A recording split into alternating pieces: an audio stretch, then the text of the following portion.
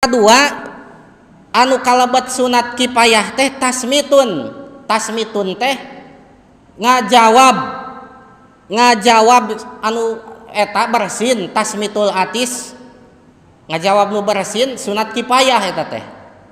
Misalkan pan dina fikih kieu cek anu bersin teh haci heg ngucapkeun naon nu bersin teh ngucapkeun alhamdulillah.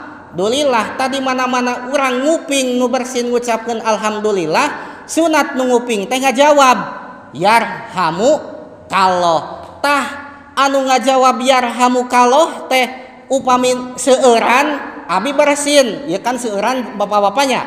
Cek abi teh haji, cek abi teh alhamdulillah, pek teh dijawab ku Haji Edi hungkul, cek Haji Edi teh yarhamu kalloh.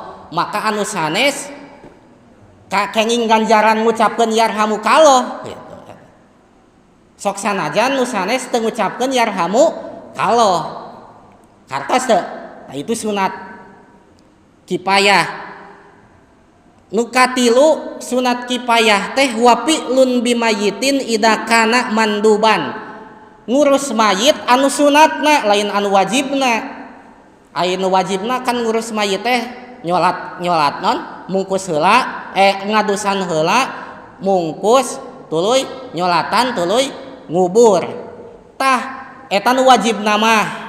Tapi aya salian tinu opat teh ngurus mayit teh perkara anu disunatkeun nana. Tah sami sunat pasunatan ngurus mayit oge sunat kifayah. Aya deui nu kasabaran mah teh tilu. Nu kaopat nu kalebat sunat kifayah teh walil akli basmalah. Upami nuju makan bersama memeh makan teh sunat bismillah heula. Tah nuju makan bersama mah atanapi nuju bekerja bersama teu makan wae. Da saur dina kitab sanes mah nuju makan bersama, nuju kerja bersama cukup anu ngabismillahan teh sajalmi. Marilah kita awali misalkan dengan pembaca makan bersama ini dengan pembacaan basmalah bismillahirrahmanirrahim sajalmi, tapi nu ngupingkeun teu ngobrolkeun sami pas meunang pasunatan nu ngupingkeun oge. Sunat kifayah eta teh. Atanapi dina damel bersama di ngabismillahanana saurang. Nomor sabaraha namanya teh? Opat. Nomor 5 kurban ngawakilan sunat ti keluarga anu dinapakahan. Eta sunat kifayah sami. Nomor kagenep kalebet sunat kifayah nyaeta bad'u salam. Naon bad'u salam teh? Ngamimitian maca salam. Kan ari ngamimitian maca salam teh sunat hukumna teh ngeun sunat kifayah teu sunat ain.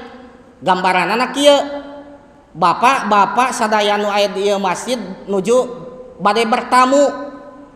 Sadayana di dieu teh bade lebet ka hiji bumi bertamu. Teu kudu maca salam sadayana kieu. Saurang we. Assalamualaikum cek sajalmi teh. Ta anu sanes anu teu ngiring kenging pasunatan.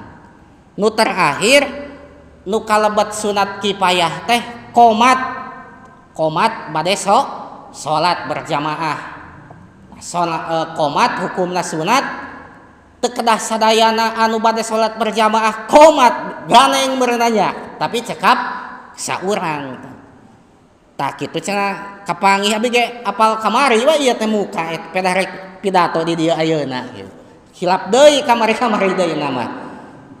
Oh iya cing teh anu sunat kifayah teh aya 7 keneh teu dieuwihan deui oge.